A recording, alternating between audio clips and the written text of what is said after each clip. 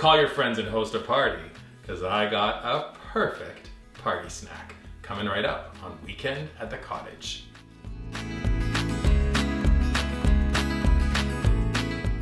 Welcome to Weekend at the Cottage. I'm Nick Manojlovic. Excuse me for one moment as I take this beautiful, crispy pita chip and I add a spoonful of homemade antipasto sauce. Oh my goodness. We're making an antipasto sauce. Before I launch into it, a reminder, head to weekendatthecottage.com, subscribe to our website, look for us on our dedicated YouTube channel. And when you're there, subscribe to our YouTube channel. Also give us a thumbs up and drop us comments on this and other videos. Finally, look for us on one or more of your favorite social media platforms using hashtag weekendатthecottage on Pinterest, Instagram, Facebook, and Twitter. To begin, I want to say a huge heartfelt thank you to my friends Dee and Angela who shared their 2 recipes for antipasto. I've pulled the best of both recipes together to create something so memorable and wonderful. This is one of those sauces. We're going to can it and then you serve this, for example, at a cocktail party with warmed pita bread or spooned onto beautiful crackers or crisps like I just did. Out of this world. Let's begin with the review of the different prepared items you're going to need for this recipe. You're going to need 1 liter of vegetable oil, 1 liter of vinegar, 4 cans of tomato paste, also 4 cans of mushrooms. And I like these mushrooms. It's a mix of portobello, white, and cremini. 2 cans of sliced black olives, and 2 jars of gigantic green stuffed manzanilla olives that I'll be slicing before adding them to the recipe.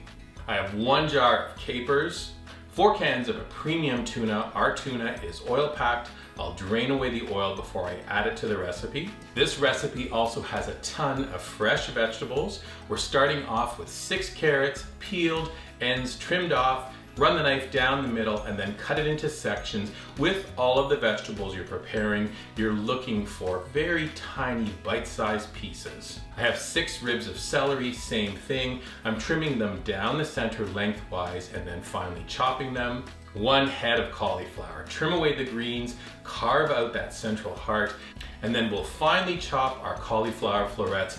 If you'd like, you could also do some of this with a food processor. I like the hand cut method.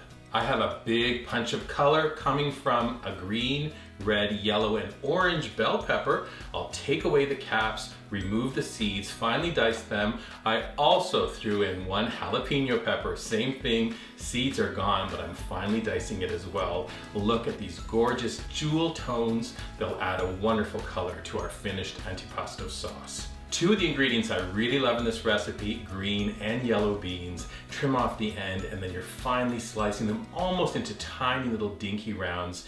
These add a wonderful flavor to this sauce. All of our fresh vegetables are prepared. Last thing is to take those big olives. Remember, we're gonna slice them thinly. We're gonna drain our mushrooms, place the mushrooms out onto a cutting board. And you can see they're quite large in size. I wanna chop them down as well. There are 2 other ingredients you're going to need. You don't need to do anything with them. We have 3 cups of white pearl onions. I found them in the frozen section of the grocery store. And then 1 bag of fresh green peas. All of our ingredients are prepared. We can head to stovetop. Before that though, let's get our jars sterilized. I'm doing 2 sizes, 500 milliliter and also 250. Jars are going in a dishwasher. Caps and lids are going into 2 separate pots with water. We'll be sterilizing them. We'll also sterilize our canning funnel, our ladle, and also a pair of tongs. Now with everything in motion, the sterilization process, we're at stovetop, a large soup pot. I'm adding in 1 liter of vegetable oil plus 1 liter of the vinegar into the pot, bring it to a boil. As soon as it comes to a boil, we're gonna add our harder vegetables. We start with the carrots, followed by the cauliflower, followed by the celery, and then the beans. Give everything a stir. As soon as it comes to a boil, we're gonna let this cook for 10 minutes. At that 10-minute mark, you're starting to get a sense of something fantastic happening. We're gonna continue and add some more vegetables. In go our pearl onions. Look at how beautiful they are. We add in our prepared peppers. How about fresh green peas? Give everything a stir and we're gonna cook for an additional 5 minutes. Now it's time to really add some flavor to the sauce. We're adding in our sliced green olives, Here come those chopped mushrooms. Say yes to the capers, black olives.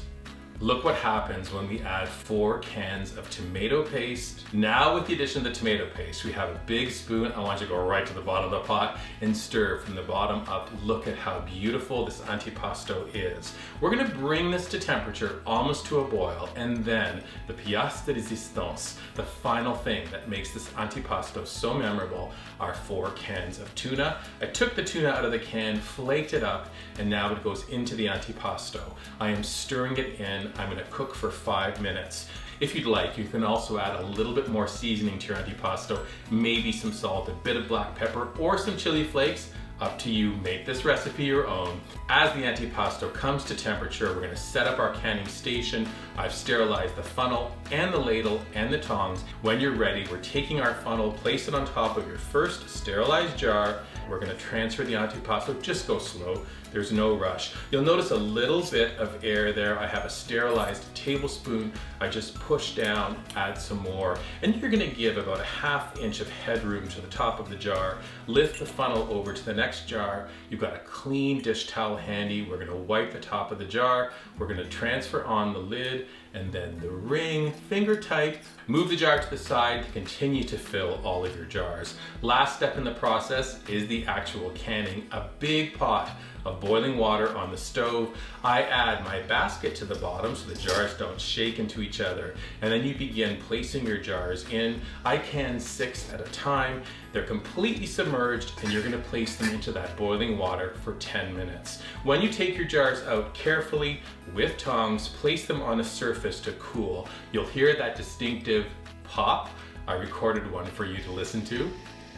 There it is. That's exactly what we wanted through the whole process. All of our jars will pop. I let them cool for about 24 hours. Wipe your jars, and then you can finish them off with a cute little paper cap like this, a bit of butcher string, and these are perfect. My suggestion to you, save this for a rainy weekend.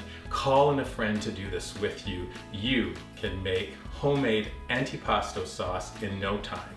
But most important, it's all about the flavor. At a party, open up a jar into a bowl, serve it with pita crisps like I have. I'm telling you, you just can't get enough of this stuff. In fact, you'll be eating it all the time, just like me.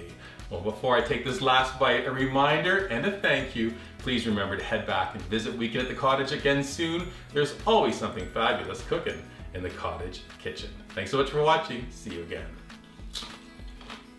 Delicious.